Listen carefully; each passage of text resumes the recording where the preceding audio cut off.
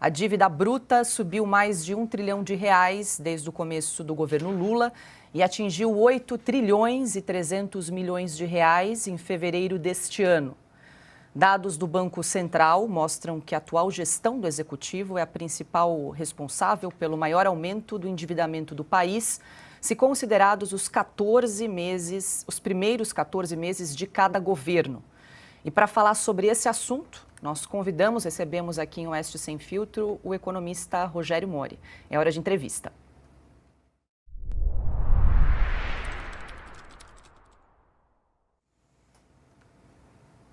Professor Rogério Mori, muito boa noite. Mais uma vez, seja bem-vindo aqui em Oeste Sem Filtro. Obrigada pela entrevista.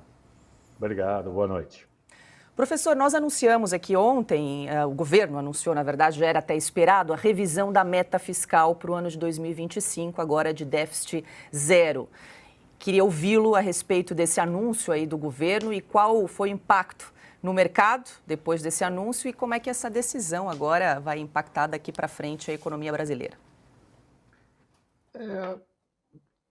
Eu confesso que eu não me surpreendi, tá? Acho que muita gente do mercado se surpreendeu com esse anúncio. Eu acho que desde o início, né, ficou muito claro que é um governo que tem se pautado para tentar ajustar as contas meramente para o aumento de arrecadação, sem nenhum corte de gastos. Aliás, ao contrário, a tônica é aumentar gasto público, né, desde daquilo que a gente tem visto aí desde o início de 2023, né, e isso não tem alterado, né. Aquilo que a gente tem visto, o esforço aí do Ministério da Fazenda tem sido tentar aumentar a arrecadação, e boa parte dessa arrecadação que tem se tentado é com receita que não é recorrente, quer dizer, aquela receita que você vai obter um ano e não vai obter no ano seguinte. Resumo da ópera, você não consegue fechar as contas dessa forma, né? Não existe mágica, né? Então, o que a gente está vendo, na verdade, é um cheque da realidade, que eu acho até o número do governo para o ano que vem otimista, falar em zero. Eu acho que a gente vai continuar com um déficit aí em 2025, dentro do primário do governo central, tá? Então, a minha percepção é que é algo que eu já esperava, não me surpreende, acho que o mercado está reagindo muito ruim a isso, né? Acho que finalmente o mercado acordou que não vai ter ajuste fiscal, né? Aquele arcabouço fiscal que é basicamente uma ficção, né? Não sei quem pode ter acreditado naquilo, né? Substituiu um instrumento que era muito eficiente, que era o teto de gastos, que poderia ter sido reformado, né? Por algo que o governo muda a meta, muda os dispositivos, quer dizer, não é algo, é tão confuso até, chega para quem quiser entender, é difícil até entender quais são as regras que vai impor aquilo ali. Então, leitura ruim, né? Acho que a parte fiscal foi o grande calcanhar de Aquiles do Brasil, e eu não espero nada muito melhor daqui para frente nesse campo fiscal. O governo está reconhecendo que bateu naquilo que ele consegue arrecadar, não tem muito mais para onde, e é um pouco um cheque de realidade que a gente tem aí. Agora eu abro aqui para as perguntas dos nossos comentaristas. Adalberto Piotto. Rogério, bem-vindo uma vez mais, boa tarde a você, boa noite. A gente viu o roteiro se desenhando lá atrás, abandonou o teto de gastos, veio com um arcabouço que previa, se não me engano, acho que um crescimento de gastos até 0,6%, nenhuma política econômica para reconstruir, obviamente, a capacidade arrecadatória do ponto de vista de crescimento econômico, que é sustentável, ou seja, o governo não tem medidas econômicas para fazer a economia se restabelecer, vai buscar receita no que você já chamou de receita não recorrente, ou seja, uma vez só e não vem mais. Na sua opinião, está faltando conhecimento em economia ou a ideologia da gastança inconsequente populista do PT tomou conta do governo? E aí o ministro Haddad, que pode até ter ali alguma boa intenção, mas parece que não tem autoridade intelectual nenhuma, nem no ministério, para, por exemplo, enfrentar o presidente Lula e dizer está tudo errado o que o senhor está fazendo. Eu acho que esse é um governo que ele se divide em dois grandes blocos, né? O bloco que quer gastar e o bloco que quer gastar mais, né? Eu acho que o fiel da balança é o presidente, que ele obviamente ele entende que é necessário aumentar gastos, e assim, eu até entendo você aumentar gastos na área social, mas você tem que ter uma agenda de controle de gastos, de aumento de eficiência do Estado, do outro lado, para as contas fecharem, né? Assim, a estratégia do ministro é uma estratégia, obviamente, bem limitada, né? Aquilo que a gente já podia esperar dentro da dinâmica do que esse governo se propôs desde o início, né? Quer dizer, não se propôs a fazer nenhuma reforma do Estado, nenhum avanço ou modernização em termos administrativos, né? Quer dizer, entrou meramente com uma agenda de aumentar gastos, e a saída que sempre se procurou foi aumentar a carga tributária. O ano passado ainda não saíram os números da carga tributária sobre o PIB, a FGV tem um observatório que eles olham isso, muito provavelmente nós vamos bater o recorde de carga tributária. Devemos ter batido o recorde no ano passado e devemos, de novo, talvez ter um novo recorde esse ano, né? Então, é um governo de um samba de uma nota só, é só arrecadar, arrecadar, arrecadar, e está enfrentando limites. O Congresso começa aí a botar limites, né, em não aprovar qualquer coisa que venha do Executivo, o que é bom, né, para a sociedade. Isso coloca certos freios a essa sanha que a gente tem visto dentro do governo, mas, assim, não é algo que a gente possa ter um desenho favorável nos próximos anos do ponto de vista fiscal no Brasil. Augusto. Rogério, boa noite, muito obrigado pela entrevista. Rogério, o presidente Lula vive dizendo que gasto é vida, né? Gasto é vida. O ministro da Fazenda, pelo menos todo mês, ele diz que aumentou a arrecadação. Então, os gastos aumentaram muito. Dá para localizar algum tipo de arrecadação que não veio e que era pura fantasia, né, como tantas outras aí, no tal arcabouço fiscal? Não, eles têm feito de tudo, né? Uma ou outra medida que não foi aprovada, mas o conjunto da obra é bem ruim nesse sentido, né?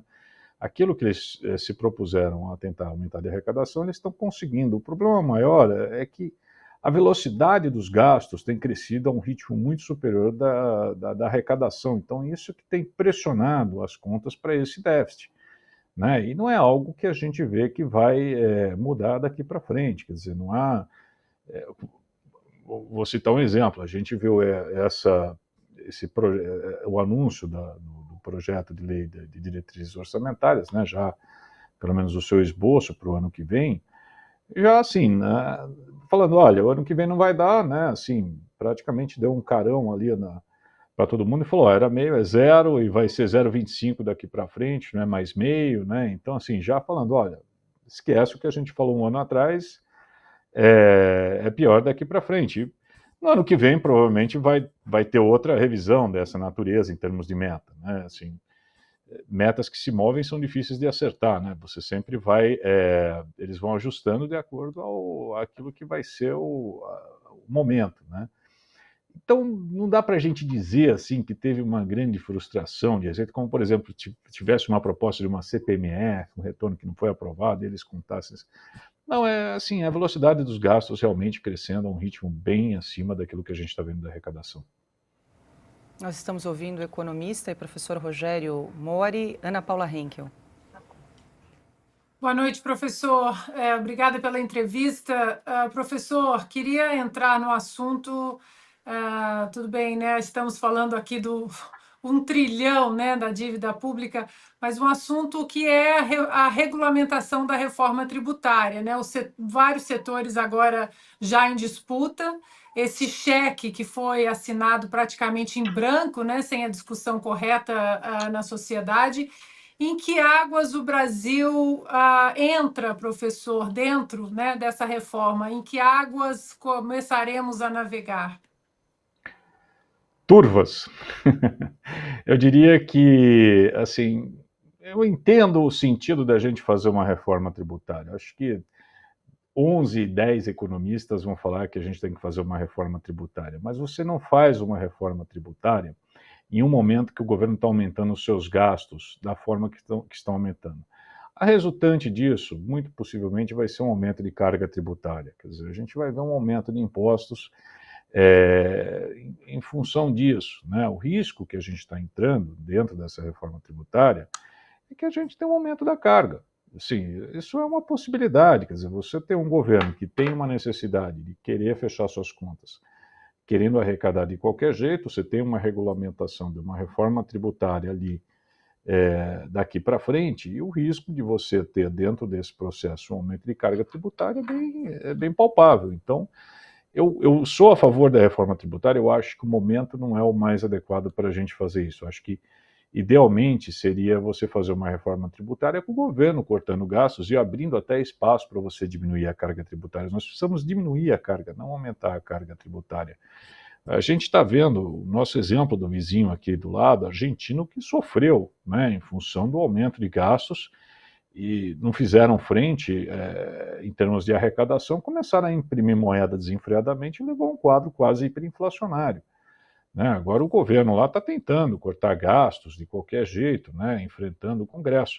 Então é um risco, parece um risco distante, mas ele não é algo que a gente tem que se preocupar mesmo, quer dizer, esse aumento de despesas ele leva um aumento de carga, leva um desestímulo à produção, um desestímulo ao investimento, um desestímulo ao crescimento.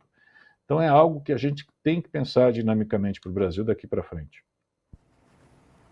Silvio Navarro.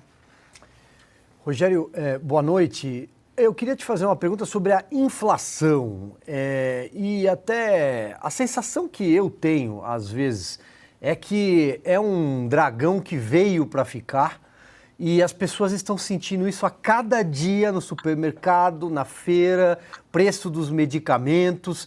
Eu queria a tua visão sobre a inflação, o tamanho da inflação hoje no Brasil e se a gente realmente deve ter medo de que ela pode aumentar. Olha, a inflação hoje, assim, a gente muitas vezes tem a percepção, né, de que a inflação disparou. De fato, assim, se a gente pegar preço de alimento, voltou a subir, né? Eu acho que aquilo que talvez a gente mais perceba, né, está no grupo alimentação, que eu acho que é o mais imediato, porque nós vamos muito recorrentemente, toda semana você vai fazer compras, o telespectador aí também vai à feira, então você sente muito claro. O ano passado a gente teve um benefício da alimentação, que esse grupo alimentos ele ficou relativamente contido e agora está vindo mais forte nesse começo de ano. Então isso pode dar uma percepção um pouco de inflação mais alta. Não digo que a inflação está sob controle, acho que a gente ainda está numa casa dos 4% de inflação. Se eu falar 4% é ruim, é alto para padrão internacional, quando a gente olha o mundo é 2%. O Brasil tem totais condições de a gente caminhar para essa direção.